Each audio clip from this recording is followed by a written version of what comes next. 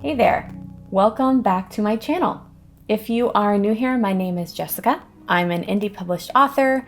I have 2 books in my romantic sci-fi trilogy currently published, and I am in the process of publishing the 3rd and final installment. Today I want to dive into something a little bit different than what I've been putting out recently, which is discussing maybe how I use Scrivener and dipping my toe back into some Scrivener tutorials, because I get so many questions still about Scrivener and comments on my Scrivener videos continually of how I use the program and tips and tricks for using it. So I figured I would just keep that going and maybe develop this into a small little mini series, kind of giving, tips for how to go about using this program. It's no secret that Scrivener isn't exactly the easiest program to work with. It's not the most visually appealing, nor is it the most simple to figure out if you are new to the program.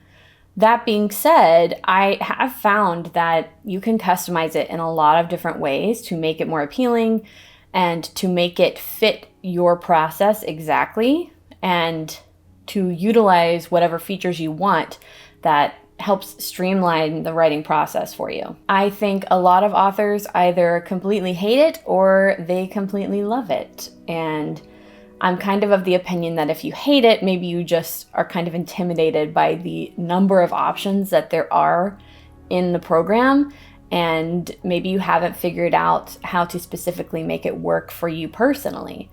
Which is why I want to go about sharing some of my favorite little tips and tricks and tidbits that I use to make the program work for me and streamline my personal process. Because for me personally, I am super obsessed with the program, and I don't know if I could ever change to something new. I mean, never say never. If there was something that was absolutely perfect for me, I would absolutely transition over to it. But I have found a really fabulous way to use Scrivener to meet my needs, and it really helps me edit, and it helps me write, and helps me get through all the phases of the publishing process as quickly and as efficiently as possible. Scrivener does have a pretty high barrier for entry, I'm not gonna lie to you, but once you get in there and figure it out, I think it becomes an invaluable tool for the process. Yes, it's hard to figure out, but it has a lot of customizable features, so there's just a little bit of a give and take there. That being said, I want to put a little spotlight on one of the features that I love the most within Scrivener, which is the labels feature and emojis. If you know me at all, you will know that I like to keep things organized. I like to have some semblance of control over the narrative arcs of my story. I am really big on plot work. I am a huge plotter. No offense to any pantsers out there, but I think that going about figuring out the narrative direction for my story before I even go about writing it is really important for me. But while the organization of my story itself is important, I also don't want that process to be purely functional or boring, which is probably why I really love the labels feature and the use of emojis within my work, because it allows me to create this visual representation of the story progression. Not only am I a writer, but I'm also a graphic designer, and I have been one for 10 years. So visual aesthetics are kind of important to me. That is one of the caveats to the Scrivener program, is it's kind of ugly to start. But the ability to customize things can make it more visually appealing and can help you organize your story in a way that makes more sense. You don't have to leave Scrivener fully bare bones the way that it comes when you install it. And I highly suggest you take the time to work on some customization that works for you and that you find appealing and that can help facilitate your work, instead of feeling like you have to dig through this program that you don't understand in order to make it work for you. So, since I want to keep my organization and prioritize visual clarity, I always use labels and emoji first and foremost. And I want to also say that the way that I personally use these features is not the be-all end-all. I want you to come at this from a perspective with an open mind so that you can see how I personally use it, and think about how you like to work with your manuscript and how to best use this feature to fit your personal needs. I personally write fiction books. right? So I'm going to be working a lot on narrative arcs and plot work, and I use them in that fashion. But if you're writing something like nonfiction or biography or even screenwriting, you can still use these elements in a variety of different ways. So make sure that you kind of keep an open mind when I go into the process. Okay, I think I got a little distracted trying to sell it. I'm not sure why, because you're probably already using Scrivener if you're watching this video to begin with. So let's go ahead and get into the example where I'm going to do a screen share. For the purpose of this video, I'm going to use a template that I've already created for a previous video, which I will link somewhere. But it is not one of my personal books. I created a faux template based off of A Court of Mist and Fury by Sarah J. Maas because I figured that's an easier way for us to work within a project if we're familiar with the story. So let's go ahead and hop in. Okay, so obviously the first thing you need to do is open Scrivener. I've gone ahead and preloaded a document that I created based off of A Court of Mist and Fury by Sarah J. Maas, which is one of my favorite books. I've essentially just loaded the first 3 chapters and organized them how I personally set up my manuscript, which is chapters as folders and then scenes within the chapter. It allows me to, better edit things once I'm at that process. If you're more interested in how I go about setting up my entire Scrivener document, I do have a video on that, which I will link here and in the description box if you are interested. So first off, I primarily use labels for plot work. I always start my Scrivener documents with plot work first, where I'm pulling in each plot thread and kind of working them in together.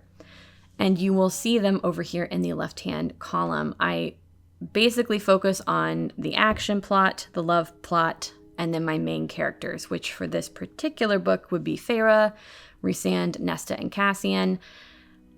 I added Nesta and Cassian because they're my favorite. Let's be honest. This book is in first person, so, technically you're just going to mainly be focusing on Feyre. But if you click on anything on the left-hand panel and you right-click on it, it will open this little drop-down menu here, and you can go to Label, and you will see a lineup here. I'm not certain what the defaults are.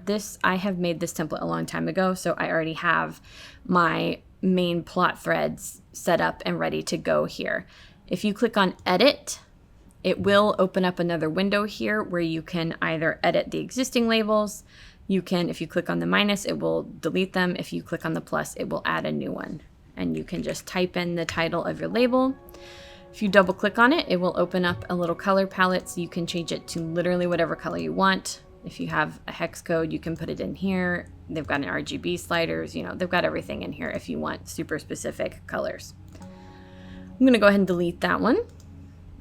But these are the main ones that I will be tracking when I'm working with plot. I'm gonna hit OK again.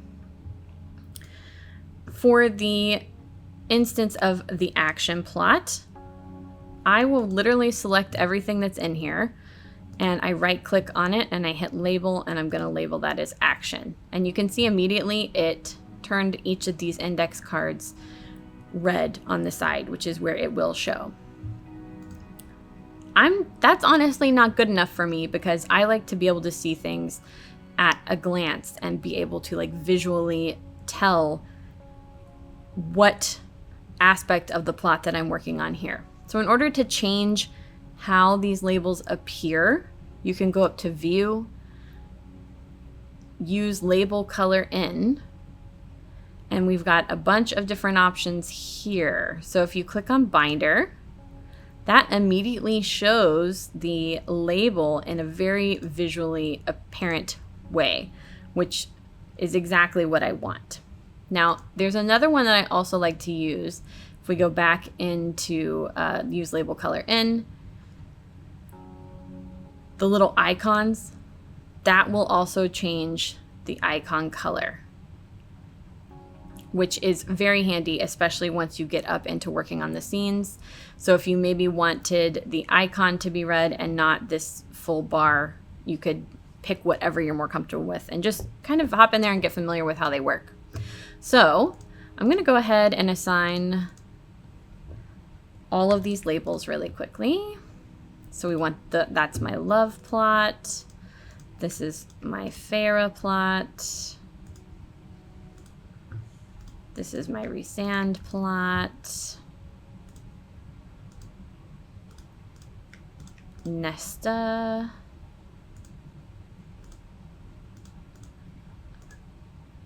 Whoop. And Cassian. And this is really helpful for me because when I'm first working on plot, I essentially outline each of these individual ones and then I kind of like weave them together, which is why I have this whole section as well. So then you can see it eventually begins to start looking very visually appealing, and I can at a glance see which elements for which plot threads I'm working on happen at the same time. And the color makes it super easy. And I can see right away here that I already have the icons in here because I forgot to take them out for the purpose of this project, but we will fix that in a second. I'm gonna still focus on labels here for a bit. So when I'm working on plot, I do focus on all of those different labels. When I'm working in the scene by scene writing, I actually am focused more on point of view. So I'm using the labels from a point of view standpoint.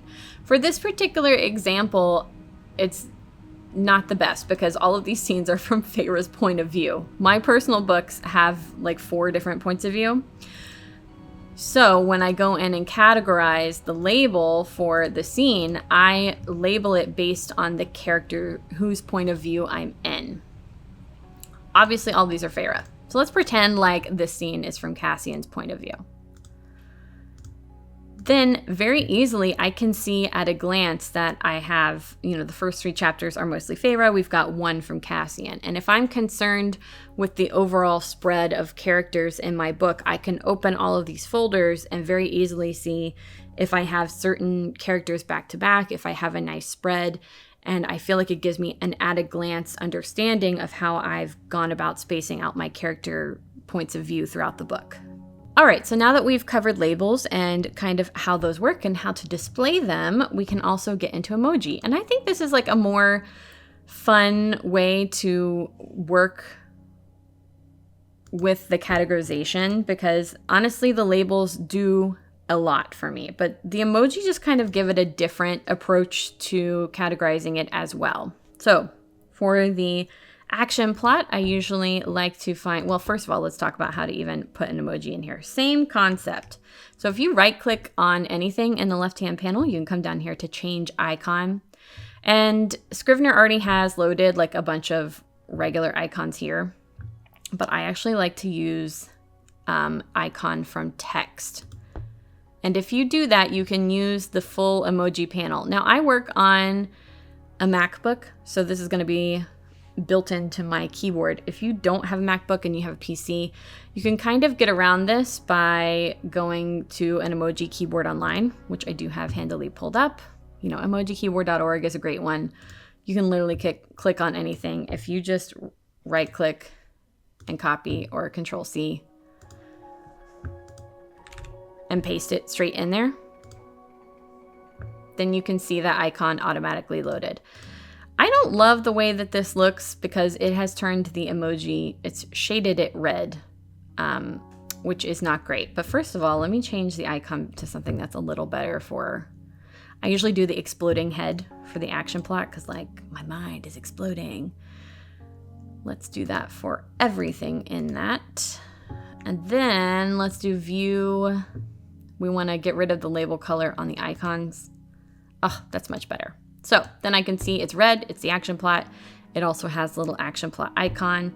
So it's very easy for me to see. And even if you don't have the labels activated, if you want to use the emoji maybe specifically to tell you which point of view you're in or to tell you which plot you're working with, you can undo that and it takes away all of the labels and you're just looking at the emoji. I'm going to reactivate that though because I really like it. Okay, so let's just do that with the love plot. So let's open this up, right click. Actually, I'm going to select all of this, right click.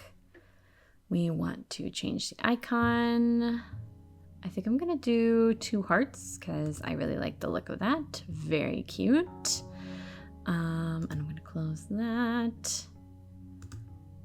Okay, we need to do Feyre. I think for her, I was thinking a little artist palette. That's why I had that up there. Perfect, because she's a little painter. Resand, I think would be great if we did maybe like a bat. Because he has wings. Perfect. Nesta. How about we do maybe like a sword?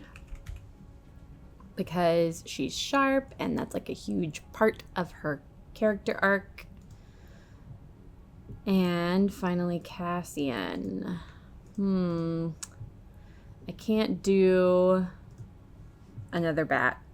What if we do... No, I can't. Okay, I'm going to. Perfect. There we go. Okay. So there we go. That's how you can easily use emoji. And if you want to track, you could track the different plot points with emoji and the points of view with the labels. You could track different things. I kind of use them simultaneously. Obviously, I'm using them differently when I'm working with plot versus when I'm working on points of view tracking. This is bothering me. I'm putting back to Feyre. But it's super easy to use. Those are literally the only steps that go into it. And I encourage you to think about how you can use it on your own work and how to make it work for you. So get in there and play with it and check it out. All right, that's it. So that's pretty much the extent of how I go about using labels and emoji to better organize my work and keep me on track and make the program a little more visually appealing and easier for me to see the organization at a glance. And honestly, it's incredibly simple to implement. You just have to know how to go about it in the first place and know that it's even possible, because I don't really find that Scrivener itself gives you a good tutorial of all the ways that it can be customized, even though it is a very customizable program. And it's a really powerful way for me to keep track of my story and to go about making edits more efficiently, whether I'm moving scenes around or plot points, or if I need to take out whole chapters and put them in. It helps me really keep track of what I'm doing and how I'm making those edits and get through them as efficiently as possible. If you found this little tutorial helpful, please hit that like and subscribe button. And I think I'll be doing a few more of these Scrivener videos, maybe make it a little mini series. So if there are other things that you want me to get into, if you're curious about other ways that I use the program, please let me know in the comments below. And if you try out using labels and emoji, let me know that too, because I will be interested to see how other people use it.